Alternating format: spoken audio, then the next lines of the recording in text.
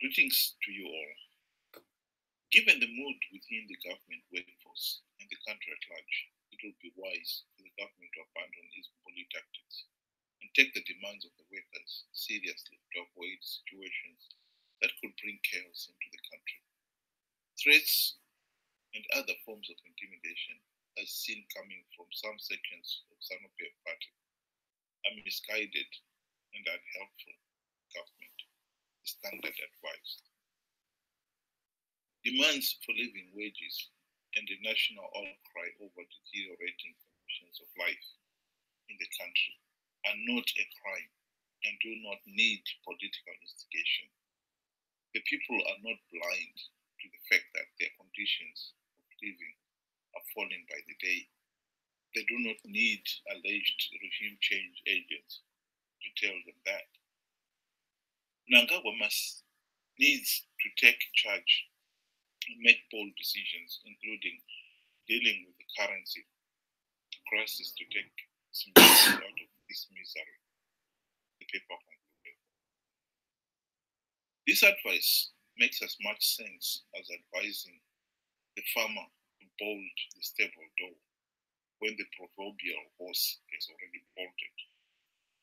Yes, the worsening economic meltdown is causing serious suffering and deaths among millions now living in abject poverty. The people do not need Nelson Chamisa or anyone else to tell them they are suffering and dying unnecessarily. Yes, the economic situation in Zimbabwe is so bad, there is a real danger, the country descending into social and political unrest and chaos. But here's the crux of the matter. Whilst there were many things Mnangagwa could and should have done to revive the country's comatose economy after taking over in November 2017, the tragic reality is he has done very little, and worse still, he has done many bad things too. He had his golden opportunities to save Zimbabwe, and he has wasted them. Mnangagwa started well with his Zimbabwe's Open for Business Corps. After decades of the usual anti-business rhetoric and laws from Mugabe, he was a Zimbabwean leader keen to create a friendly economic environment to attract local and foreign investors. Great. But given that Mnangagwa had been Mugabe's right-hand man for donkey years, it is not surprising that the investors held back to see if Mnangagwa was the Democrat he claimed to be. The acid test was whether Mnangagwa would keep his promise to end corruption and to hold free, fair, and credible elections.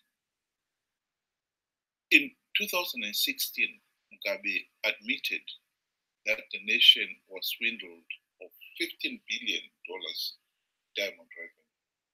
He never arrested even one swindler or recovered $1. A year after the admission, the then Minister of Finance, Patrick Chinamasa, told Parliament that government was receiving 1/6 of the expected tax revenue from the diamond mining, thus confirming the looting was still taking place. There will be zero tolerance on corruption, Mnangagwa promised when he took over in November 2017. It is now over a year, and still not even one diamond swindler has ever been arrested, and not $1 of the looted that billions covered. The wholesale looting is still taking place to this day. When it came to holding free and fair elections, it was clear from the word go that Mnangagwa had no intention of honoring his promise. He contemptuously dismissed those calling for the implementation of the democratic reforms necessary for free and fair elections as barking dogs. ZANU-PF ichatonga, igotonga, ime mchingohukura nokuhukura. ZANU-PF will rule and rule, whilst you calling for reforms back and back. Mnangagwa boasted on many occasions. This was music to the ears of his ZANU-PF coup plotters and hardliners. The November 2017 coup plotters called it Operation Restore Legacy. The coup's primary objective was to wrestle power from Mugabe because he wanted to give it to his wife and her G40 faction and give it back to the Mnangagwa and these other coup plotters. Mnangagwa and the other coup plotters are members of the Joint Operations Command, the shadowy junta that has ruled the country for decades. Mnangagwa and company have risked everything, their looted wealth and even their very lives, in staging the coup against Mugabe to secure power. They were not going to risk losing it 8 months later in a free, fair, incredible elections, especially when it was within their power and past experience to rig the elections. So rigging the 30th July 2018 elections was to Mnangagwa and company phase 2 of Operation Restore Legacy.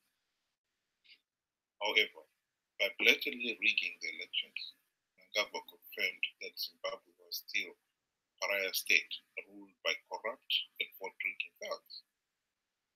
He could not have done more to scare away the local and foreign investors he had been wooing with his Zimbabwe's open for business. It is all very well for the Standard to advise Mnangagwa to take charge and make bold decisions, including dealing with the currency crisis. Blaming the bond notes currency for the nation's economic problems is silly. The strength and stability of the nation's currency is a measure of the strength and stability of the nation's economy. What bold decisions can Mnangagwa make now that will change the political reality that Zimbabwe is a pariah state? And as long as Zimbabwe remains a pariah state, there is no hope of any meaningful recovery. It is for us, ordinary Zimbabweans, to make our bold move. We must demand the full restoration of our freedoms and basic human rights, including the right to a meaningful say in the governance of the country. We must demand that only those with the people's democratic mandate to govern Zimbabwe will govern the country. And since ZANU-PF rigged the recent elections, the party is illegitimate and must step down. We all know the root cause of Zimbabwe's economic meltdown and political paralysis is the de facto ZANU-PF one-party dictatorship. We must now take the bold steps to end the curse of rigged elections and pariah state before the ZANU-PF drags the whole nation into the abyss. Thank you for listening.